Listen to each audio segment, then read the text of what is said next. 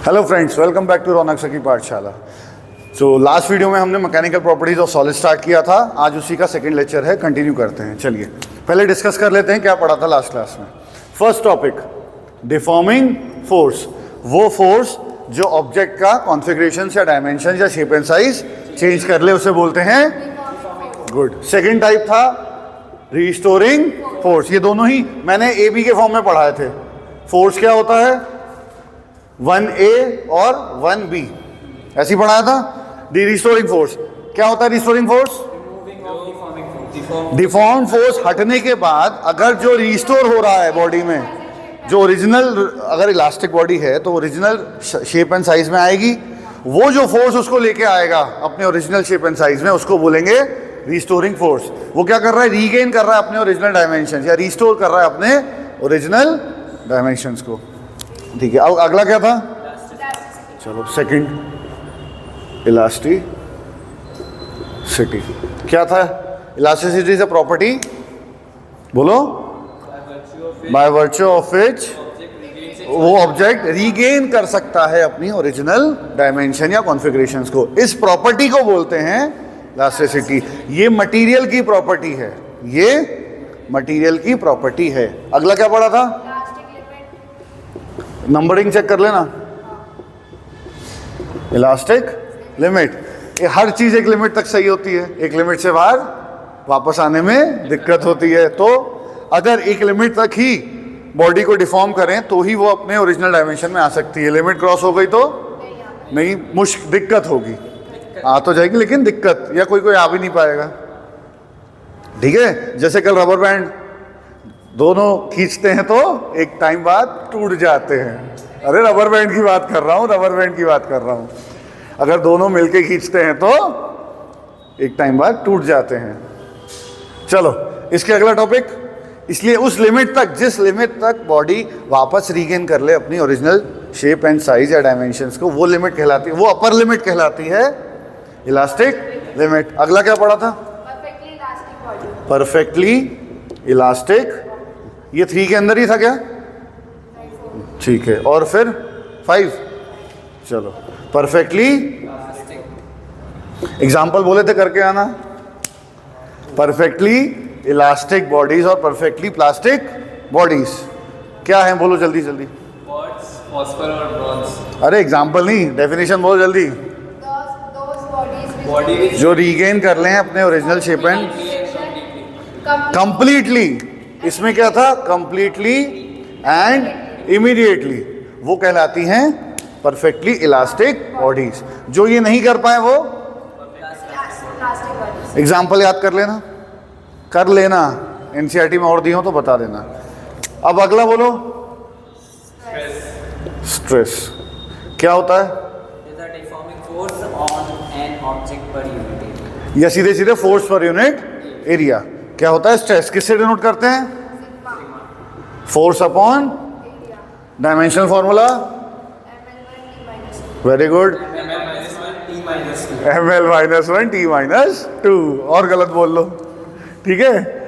और unit pascal या newton per metre square. It is a scalar quantity. इसके types पढ़े थे।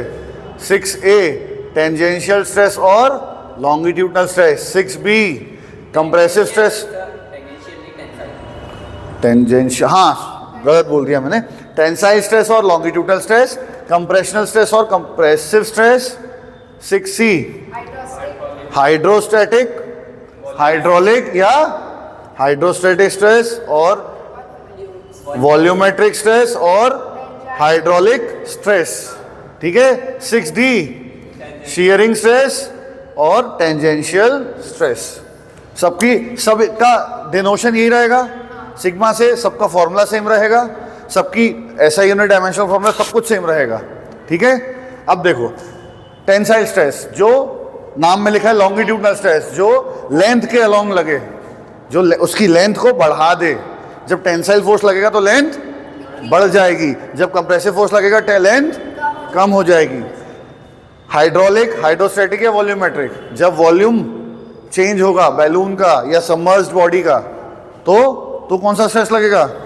इसका एक पॉइंट बताया था, सब हर जगह इक्वल फोर्स लगेगा, इक्वल स्ट्रेस एक्ट करेगा, इक्वल फोर्स लगेगा, ठीक है। हर बॉडी के हर पार्ट पे इक्वल स्ट्रेस या इक्वल फोर्स लगेगा।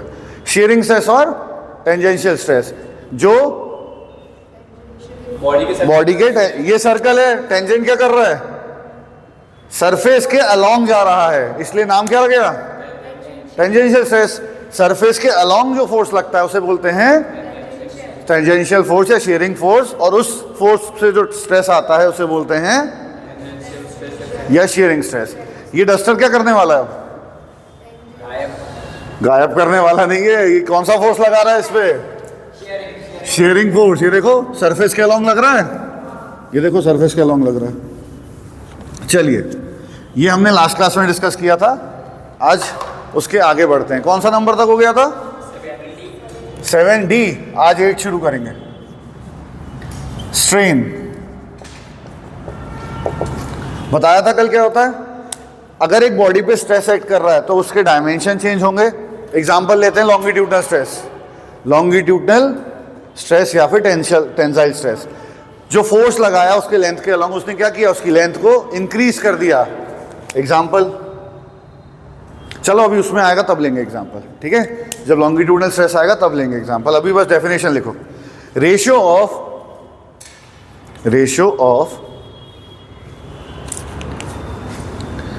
Change in dimension, ratio of change in dimension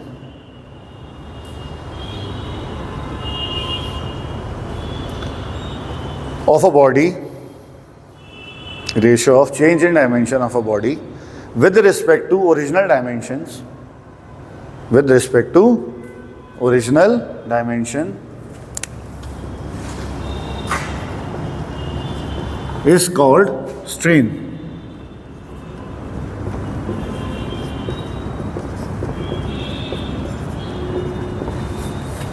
Strain क्या होता है, change in dimension upon original dimension. जैसे स्ट्रेस को सिग्मा से डिनोट किया था, स्ट्रेन को इससे डिनोट करेंगे, क्या बोलते हैं इसे, ये ई नहीं है, एप्सिलॉन है, इसलिए बता दिया मैंने। देखो अच्छा, यहां मैंने डायमेंशन क्यों लिखा है, क्योंकि ये डायमेंशन ये लेंथ भी हो सकती है और विड्थ भी हो सकती है और हाइट भी हो सकती है और वॉल्यूम भी हो सकता है। एरिया में नहीं ले रहा, क्योंकि हमने अभी तक जितने स्ट्रेस पढ़े उसमें एरिया कंसीडर नहीं हो रहा है, लेकिन वॉल्यूम हो रहा है। इसलिए लेंथ और विड्थ और हाइट और वॉल्यूम ये हमारे डायमेंशंस होंगे अभी जो हम पढ़ेंगे। कैसे डिनोट किया बुक में, नहीं दिया, वेरी गुड। अब देख लो किससे करना है, ठीक है। चलो लिखो। अच्छा, क्या ये सेम क्वांटिटी का रेशियो है, मतलब जैसे अगर मैं बोला चेंज इन लेंथ, मैंने कल इससे डिनोट किया था change in length upon original length, इसकी यूनिट क्या होगी, मिलीमीटर, इसकी, और ऐसा ही यूनिट में रहना है तो ऐसा कर लो, लेंथ ही है ना, दोनों मीटर में कर सकते हो कन्वर्ट, एमएम को मीटर में, कट गई यूनिट से यूनिट, क्या आई, पहले चैप्टर में बताया था फिजिक्स के। Strain is a unitless quantity, पहला point, strain is a unitless quantity. लिखो, strain is a unitless quantity. चलो बताओ जल्दी से, अगर इसके यूनिट नहीं है, यूनिटलेस है, तो क्या ये डायमेंशनलेस भी होगी? हाँ, जब डायमेंशन यूनिट ही नहीं है तो डायमेंशन कहां से आएंगे? Next point, it is a dimensionless quantity. फिर भी अगर डायमेंशन कोई बोले लिखने को, कैसे लिखोगे? M0 लिख दी भैया, फॉर्मेट चाहिए ना, लिख लो लिख लो। और एक और बताया था, ये ब्रैकेट क्या शो कर रहा है? खाली है भैया, डायमेंशनलेस है, लिख लो।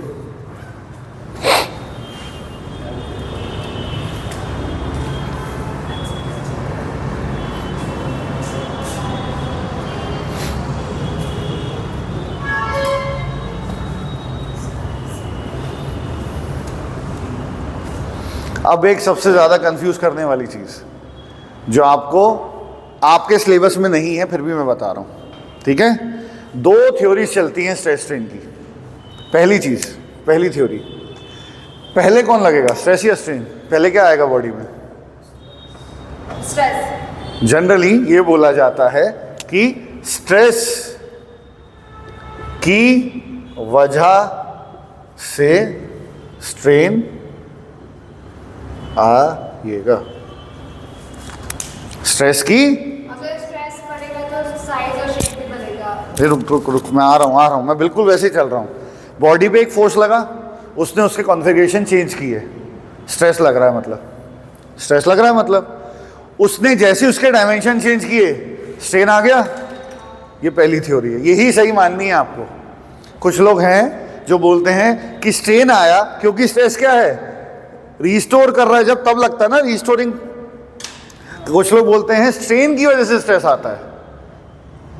बॉडी में जब तक डायमेंशन चेंज हो रहा है, जब वो रीगेन करेगा तब स्ट्रेस आएगा। अरे ठीक है, वो अपनी जगह ठीक होंगे, अपन को नहीं जाना। कंफ्यूज मत होना कभी भी, हमें इसी लॉजिक पे चलना है, ठीक है। कंफ्यूज करने वाले कर देते हैं। स्ट्रेस की वजह से स्ट्रेन आएगा बॉडी में, लिख लो, नोट करके लिख लेना। स्ट्रेस लगेगा तभी तो स्ट्रेन आएगा, जब तक, अच्छा stress is directly proportional to force, मतलब स्ट्रेस लग रहा है मतलब फोर्स लग रहा है। फोर्स ही नहीं लग रहा तो ये बॉडी ऐसी रखी हुई है, स्ट्रेस ही नहीं लग रहा तो स्ट्रेन आएगा? नहीं आएगा। तो पहले स्ट्रेस लगेगा तभी तो स्ट्रेन आएगा। चलिए लिख लिया, चलो।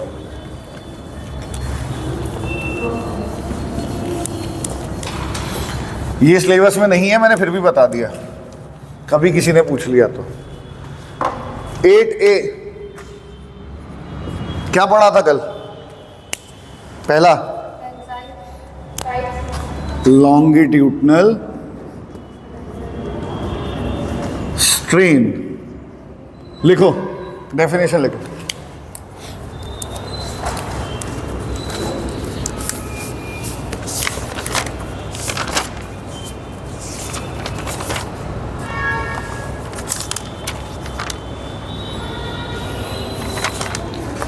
It is defined as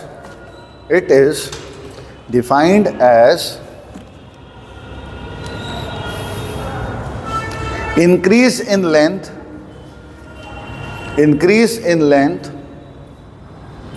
per unit original length. It is defined as increase in length per unit original length. और करके लिखना, और it is the ratio of change in length, it is the ratio of change in length to original length,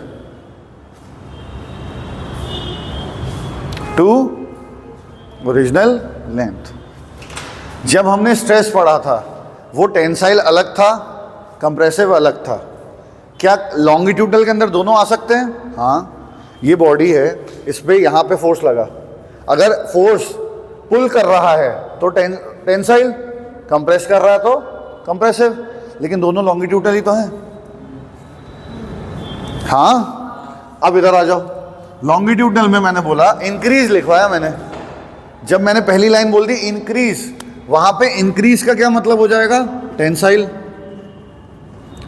strain बोल सकता हूं। Tensile strain क्या होता है? Change in length upon original length, change in length upon. लेकिन अगर मैं सिर्फ ये बोलूं चेंज हो रही है लेंथ, तो मैं ये नहीं बता पाऊंगा कि वो इंक्रीज हो रही है डिक्रीज। अगर मैंने सिर्फ ये बोली डेफिनेशन जो सेकंड में लिखवाई है मैंने, सिर्फ अगर मैं बोलूंगा change in length upon original length, तो ये दोनों कंसिडर करेगा, टेंसाइल भी और कंप्रेसिव भी। इसलिए लॉन्गिट्यूडनल में दोनों आ जाते हैं। लॉन्गिट्यूडनल में अगर इंक्रीज लिखा आपने, पहला पॉइंट लिखा इंक्रीज, उसके बाद मैंने लिखवाया, फर्स्ट पॉइंट ये था, second change in length upon original length. तो थर्ड, अगर मैं इससे ये बोल रहा हूं जब डिक्रीज होगी लेंथ, तो क्या वो कंप्रेसिव स्ट्रेन हो जाएगा? क्या वो कंप्रेसिव? फॉर्मूला तो एक ही चलेगा, यूनिट है नहीं, डायमेंशन है नहीं। कोई दिक्कत नहीं है, फॉर्मूला एक ही चलेगा। तो लॉन्गिट्यूडनल स्ट्रेस के अंदर टेंसाइल और कंप्रेशन दोनों आ जाते हैं, कोई दिक्कत। अब जो आपने इंक्रीज करके लिखा है उसको और डिक्रीज भी लिख दो अगर जगह है, नहीं तो ऊपर एरो करके लिख देना। करते थे ना ऐसे, इंक्रीज और डिक्रीज, या ऐसे अलग करके लिख लो, पहले इंक्रीज लिखा फिर चेंज लिखा फिर डिक्रीज लिख लिया, ऐसे जैसे लिखना हो, ठीक है। ये डेल एल कैसे निकालेंगे? Example example example, del L कैसे निकालेंगे बताओ। जितनी लेंथ बढ़ी, ये देखो ये एक ऑब्जेक्ट है, इस पे फोर्स लगा F, ये इसकी ओरिजिनल लेंथ, कोई दिक्कत? लेंथ बढ़ेगी कम होगी? बोलो। ये बढ़ी, ये जो लेंथ आई ये डेल एल आई। मैंने क्या बोला, स्ट्रेन क्या होगा? अब मैं बहुत इंपॉर्टेंट चीज पूछने जा रहा हूं जो कि बहुत इजी होगी अगर आपने दिमाग खोल के पढ़ा होगा तो। टेंसाइल स्ट्रेस स्ट्रेन के लिए डेल एल बड़ा होगा या एल बड़ा होगा? बड़ा होगा। लेंथ बढ़ गई ना। कंप्रेसिव के लिए डेल एल बड़ा होगा एल बड़ा होगा? एल, ओरिजिनल लेंथ बड़ी होगी, कंप्रेशन में लेंथ कम हो जाएगी, श्रिंक कर जाएगा वो, कंप्रेशन में कंप्रेस हो जाएगा वो। टेंसाइल में डेल एल बड़ा होगा, कंप्रेशन में कोई दिक्कत? आगे बढ़े, नेक्स्ट लिखो 8B,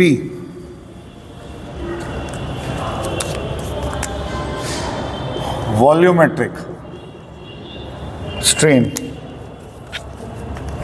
वॉल्यूमेट्रिक स्ट्रेन लिखो। It is defined as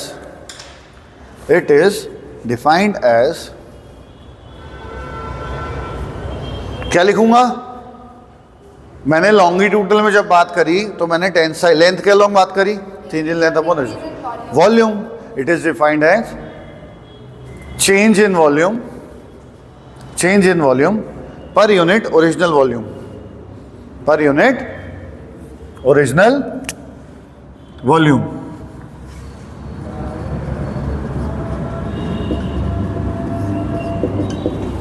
और it is the ratio of it is the ratio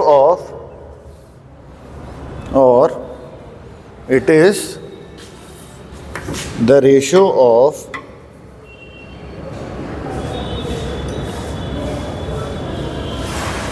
change in volume, ये तो लिखवाया था अभी, हाँ लिख दो, एक ही बात है। It is defined as change in volume upon original volume per unit, हाँ change in volume to original volume, एक ही बात है, इधर उधर करके लिखवा रहा हूं बस।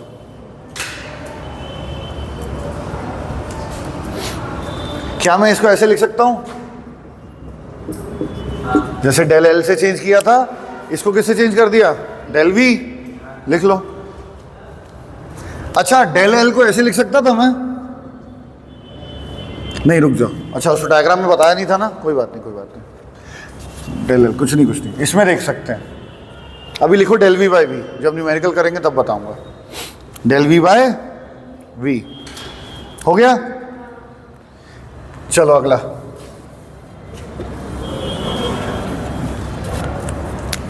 (8C) शीयरिंग स्ट्रेन, और क्या बोलते हैं इसे? टेंजेंशियल स्ट्रेन, जो टेंजेंट के अलोंग लगता है।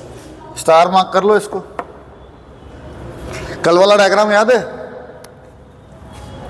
स्ट्रियर स्ट्रेस का डायग्राम बनवाया था, एक ब्लॉक बनाया था जिसको मैंने फिक्स कर दिया था ग्राउंड पे, ठीक है। ये फोर्स लगा जिसको बोलते हैं शीयरिंग फोर्स, यहां से तो फिक्स है, ये ऐसे चेंज होगा x अपॉन l, तो एक थीटा आया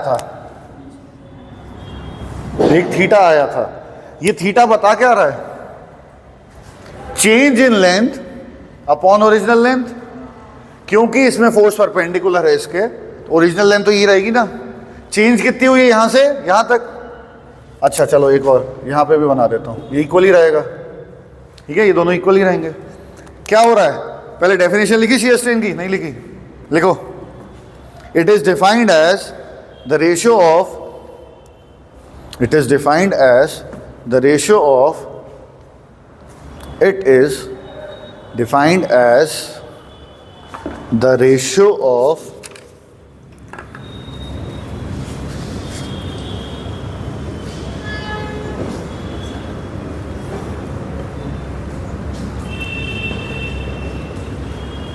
relative displacement.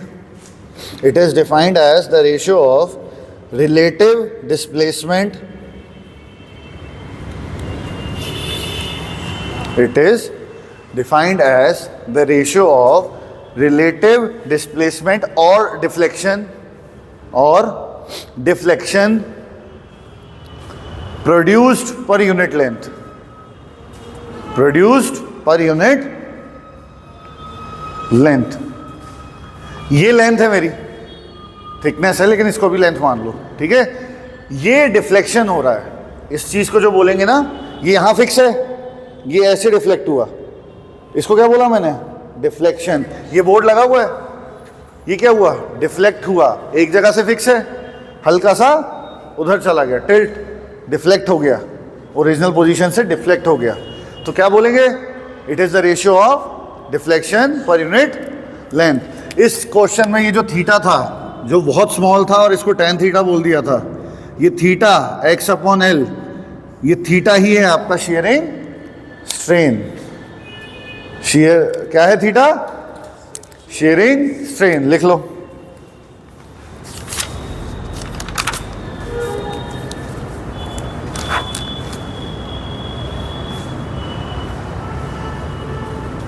हो गया? चलो एक क्वेश्चन करेंगे, छोटा सा क्वेश्चन, इजी सा है, उसके बाद हुक्स लॉ उठाएंगे। लिखो एक question. The diameters of two steel wires, the diameter of two steel wires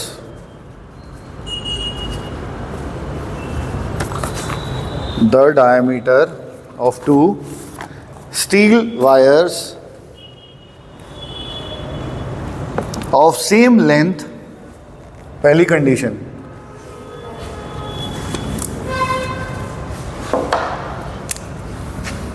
given, मतलब L1 is equal to the diameter of two steel wires of same length are D1 0.1 millimeter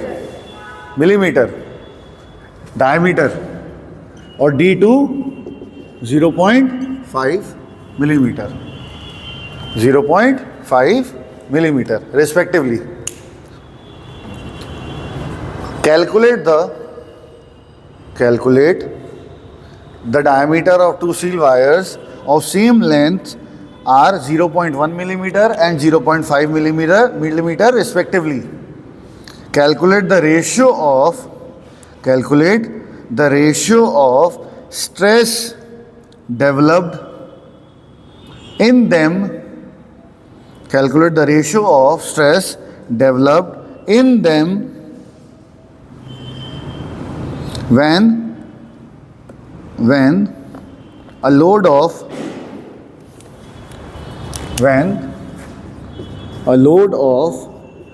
5 kg weight is applied on them,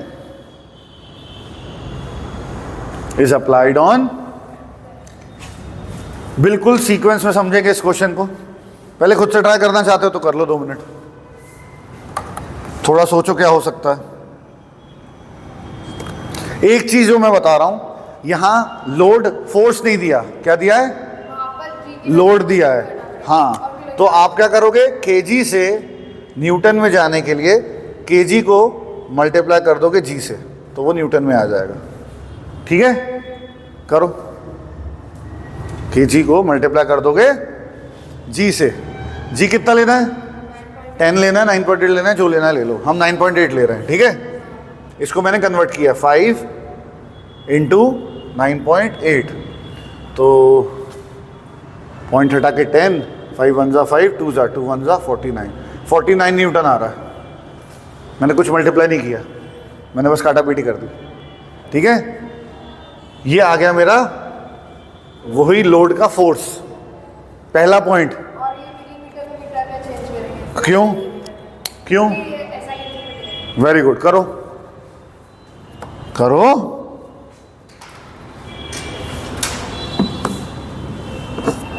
अच्छा, एक minute, ये तो पहली चीज हो गई। ठीक है, फर्स्ट इसको लिख लो पहले जल्दी से, एक एक करके चलेंगे क्वेश्चन में, एकदम से नहीं कूदेंगे। पहले सबसे पहला स्टेप हम एसआई यूनिट में सबको लेके आएंगे, न्यूटन और मीटर में। क्या फोर्स मेरा न्यूटन में आ गया? अब मैं मीटर के लिए इसको कन्वर्ट करूंगा। चलो, अच्छा, क्या डायमीटर को मैं 2r1 बोल सकता हूं? rd1 को, रेडियस का ट्वाइस ही होता है, 0.1 मिलीमीटर। इससे r1 कितना आ जाएगा? 0.1 का आधा कितना होता है? 0. मिलीमीटर। 1 मीटर में कितने मिलीमीटर? 100। वाह। 1 मीटर में सेंटीमीटर कितने होते हैं? 1 सेंटीमीटर, 1 मीटर में 100 सेंटीमीटर। और 1 मीटर में कितने मिलीमीटर होते हैं? 1000 ना। हाँ, 1 मिलीमीटर में कितने मीटर होंगे? क्या मैं इसको बोल सकता हूँ 1/10 टू द पावर 3? और क्या मैं इसे बोल सकता हूँ 10 to the power -3 metre? 1 into 10 to the power -3 metre. 1 millimetre, यहाँ ये लिखा हुआ है 0.05 इंटू 1 मिलीमीटर। इसको मैं लिख सकता हूँ 0.05 इंटू 10⁻³ मीटर। ये आ गया मेरा मीटर में। इसी लॉजिक से इसको मीटर में लेके आओ। किसको? ये क्या था? R1। R2 की वैल्यू मीटर में बताओ मुझे, इसी लॉजिक के हिसाब से।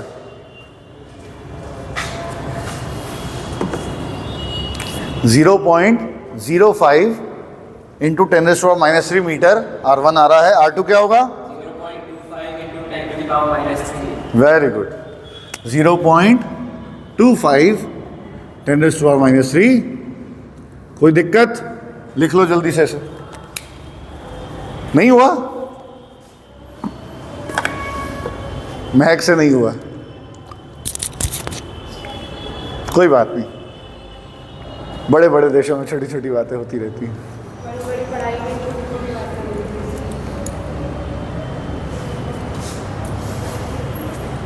लिख लिया?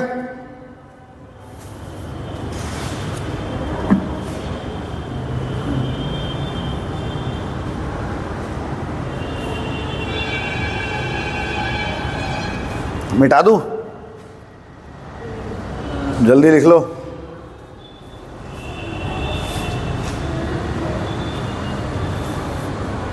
अभी तो क्वेश्चन शुरू नहीं हुआ और इतनी कैलकुलेशन हो गई।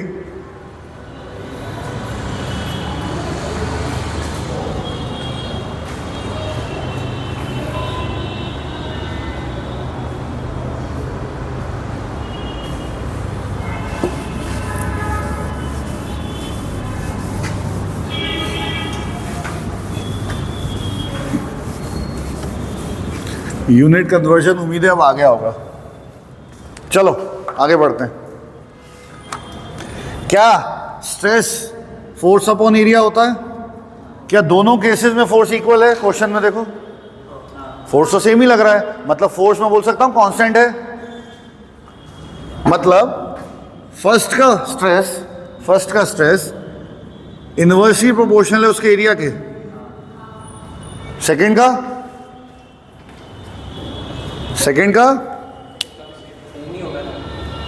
Same logic. सेकंड का σ2 is also inversely proportional to. कोई दिक्कत? क्या मुझे इन दोनों का रेशियो निकालना है? इक्वेशन 1 और इक्वेशन 2। स्ट्रेस का ही रेशियो निकालना है ना, डिवाइड कर दूं, फोर्स तो कांस्टेंट है। अगर किसी को डाउट है फोर्स रख दोगे, डिवाइड करने में फोर्स तो कट जाएगा क्योंकि सेम वैल्यू आ रही है। दोनों इक्वेशन और इक्वेशन उनको डिवाइड कर दूं, सिग्मा 1 अपॉन सिग्मा 2। क्या डायरेक्ट लिख दूं कि ये होगा A2 अपॉन A1? डायरेक्ट लिख दूं, ये 1 अपॉन A1 1 अपॉन A2, तो डायरेक्ट A2 अपॉन A1। चलो अब बताओ A1 और A2 की वैल्यूज।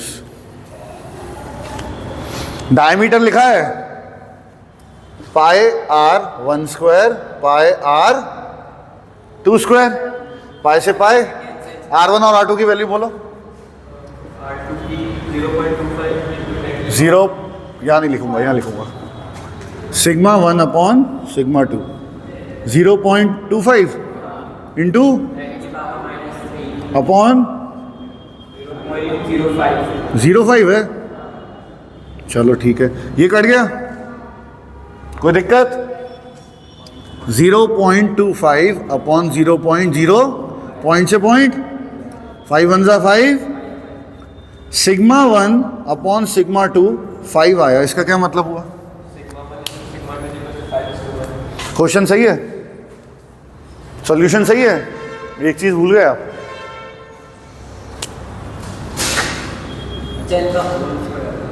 इनका 5 का स्क्वायर, सिग्मा 1 अपॉन सिग्मा 2 का रेशियो आ रहा है 25:1। ये आपका फाइनल, ये हाँ क्या हुआ, क्या हुआ? पाई आर स्क्वायर था इसलिए होल स्क्वायर लिया, आर का स्क्वायर था ना इसलिए R1 square R2 square upon R1 square को मैंने R2 अपॉन R1 का होल स्क्वायर कर दिया। ठीक है, लिखो अब। ये वो मेथड है जो आपको स्कूल में करना है। स्कूल में इतना लिख के आओगे तब शायद नंबर मिलेंगे, ऐसा लिख के आओगे तो। ठीक है, देख लेना, होगा शायद, पता नहीं। क्योंकि मैंने यूट्यूब पे देखा था तो यूट्यूब पे देखी थी फुल एनसीईआरटी क्वेश्चन करी थी, स्कूल में करवाया था, नहीं आया था, ये करती थी। ठीक है, मैं बात करने भी नहीं इसको बंद करो। सही बात है। ठीक है ना, ये क्वेश्चन देखा हुआ है, किया हुआ है, अतः आ गया था समझ में? डेसिमल में वैल्यूज आई थी। कैसे आ गई? देखो कहाँ आ रही है डेसिमल में। हाँ शायद ऐसा नहीं क्या होगा। अब आ गया समझ में? देखो तो आ गया। बिना कैलकुलेशन के कुछ है ही नहीं।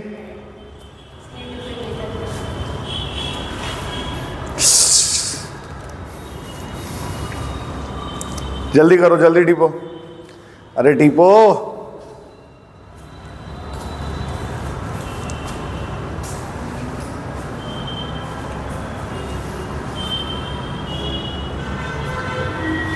जल्दी टिपो।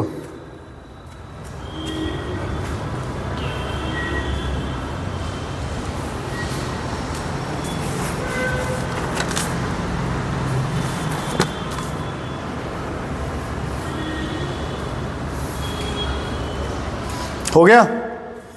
चलो मिटा रहा हूं।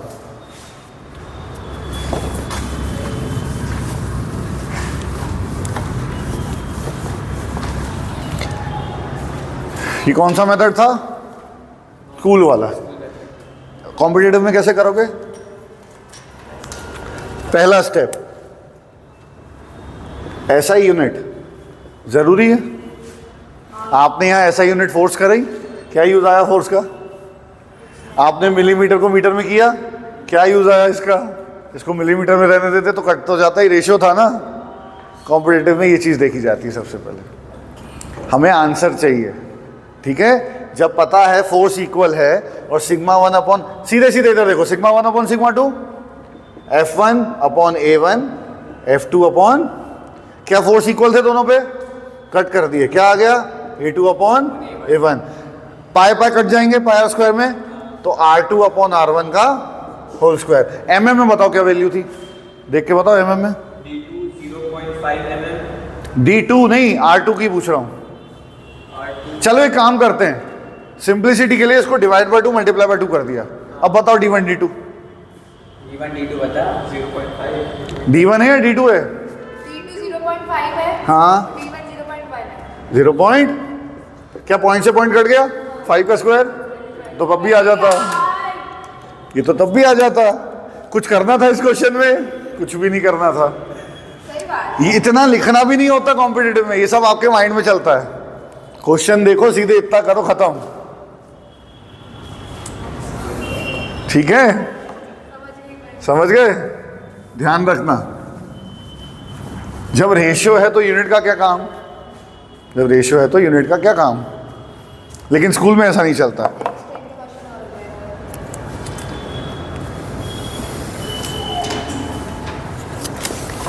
चलो और क्वेश्चन करना है। लिखो एक क्वेश्चन, लिखो लिखो एक क्वेश्चन लिखो। When a mass of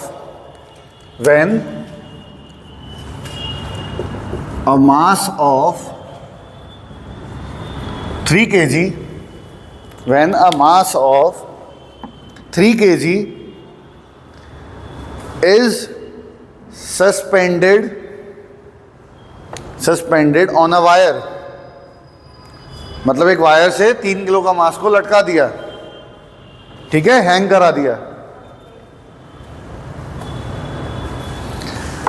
it's length increases by 1%, its length, wire की length increases by 1%.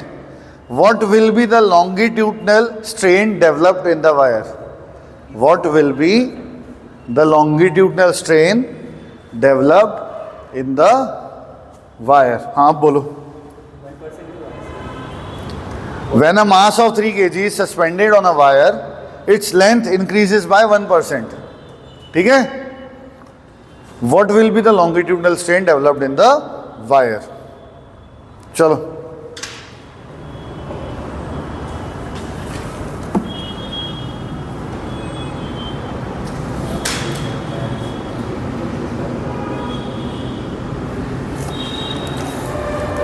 Longitudinal strain क्या होता है? क्या यही फॉर्मूला रहेगा? ओरिजिनल लेंथ मान लो L है, चेंज इन लेंथ कितने परसेंट से इंक्रीज हो रही है? तो 1% ऑफ L, 1/100 ऑफ L। क्या मैं इसको 0.01 L लिख दूं? डेल L की वैल्यू आ गई, वैल्यू पुट करी मैंने, 0.01 L अपॉन L से L कट हुआ, आंसर क्या आ गया? खुश था इसमें? मास क्यों लिया था? कुछ नहीं, टाइम पास के लिए। अरे उसी से तो एक्सटेंशन हो रहा था। क्वेश्चन समझ में आया? लिख लो जल्दी से।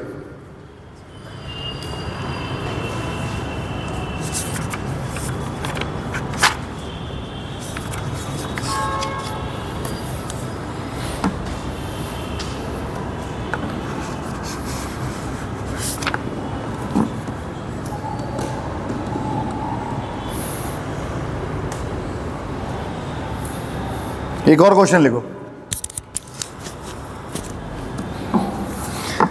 ये क्वेश्चन एक ही सिंगल क्वेश्चन है, लेकिन मैं आपको 3 पार्ट्स में करवाऊंगा। तो मैं पूरा क्वेश्चन एक बार डिक्टेट कर रहा हूँ, जैसे जैसे पढ़ाता जाऊंगा इस क्वेश्चन को रिवाइज करवाता जाऊंगा, ठीक है? लिखना, द लेंथ एंड रेडियस, ये मिटा रहा हूं, the length and radius, the length and radius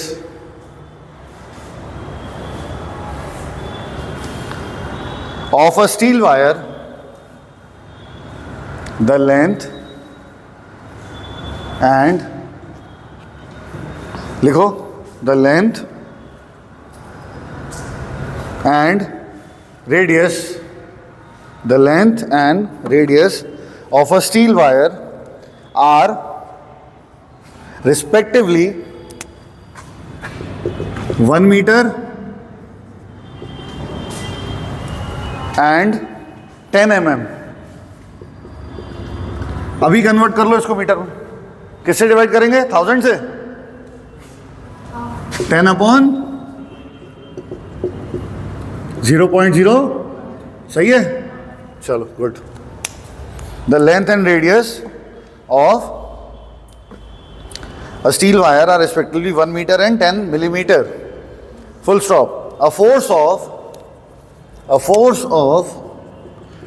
10 raised to power 5 Newton, a force of 10 raised to power 5 Newton is applied on the wire.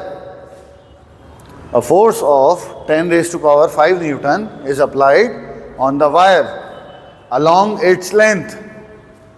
Along its length. Full stop. Calculate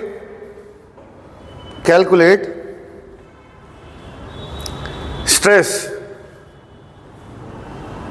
करो calculate stress.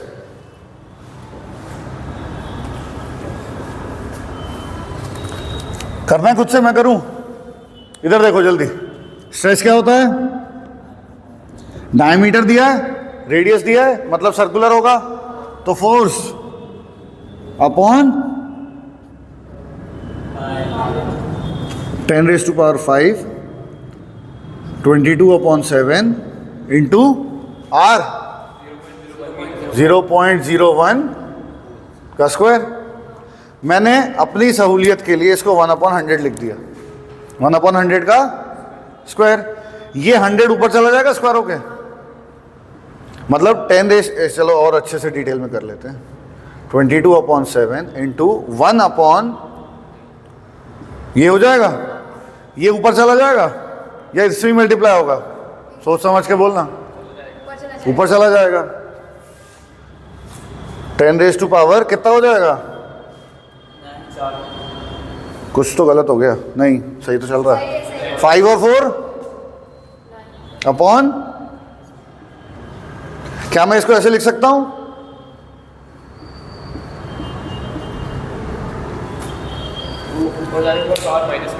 अरे हाँ, गलत हो गया. 5 minus 4 1, मतलब 70 upon 35 upon, करो divide.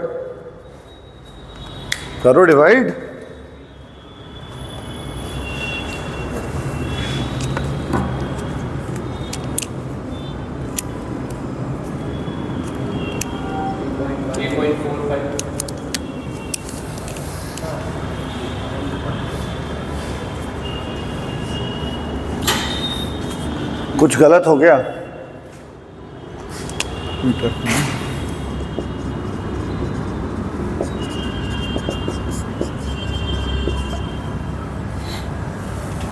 दस में 10,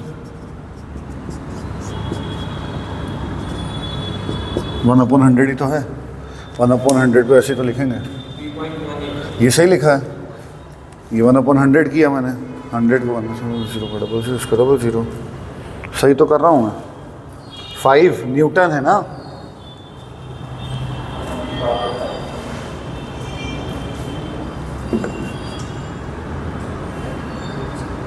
आंसर क्या आ रहा है? 3.18.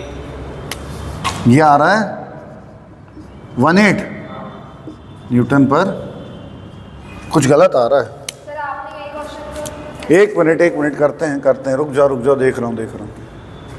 क्या गड़बड़ हुई है? आर का स्क्वायर किया था मैंने. सही तो चल रहा है सब कुछ. ये तो मेरे को नहीं आ रहा, कब से परेशान हूं. हाँ, एक सेकंड रुक जाओ. 100 का स्क्वायर भी सही है, पाई आर स्क्वायर सब तो सही चल. ये तुम लोगों ने ये गलत करवा दिया मेरा. ये डिनोमिनेटर से उठ के ऊपर नहीं गया है.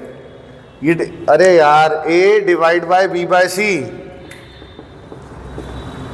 क्या होगा? a multiply by c by, तो ये पावर माइनस नहीं होगी. क्यों गलत करवाते हो मेरा? नालायक. सही सादा क्वेश्चन गलत करवा रहे हो. और लो जवाबदारी. +4 कितना हो गया? चलो, अब तुमने कर दिया है तो कर दिया है, ठीक है. 70 अपॉन, तो मैं इसको लिख सकता हूं into 10 raise to power 8 into 10 raise to power 8 3.18. ये विजिबल है? सही आपने. यहां लिख दूं 3.18 into 10 raise to power newton per ये आपका फाइनल आंसर आ गया स्ट्रेस का। क्यों गलत करवाते हो सीधा साधा क्वेश्चन? यही आ रहा है आंसर? हाँ मखा, लिख लो। हो गया बिना कैलकुलेशन के? इजी है, गुड। चलो मिलते हैं अगली क्लास में। Thank you.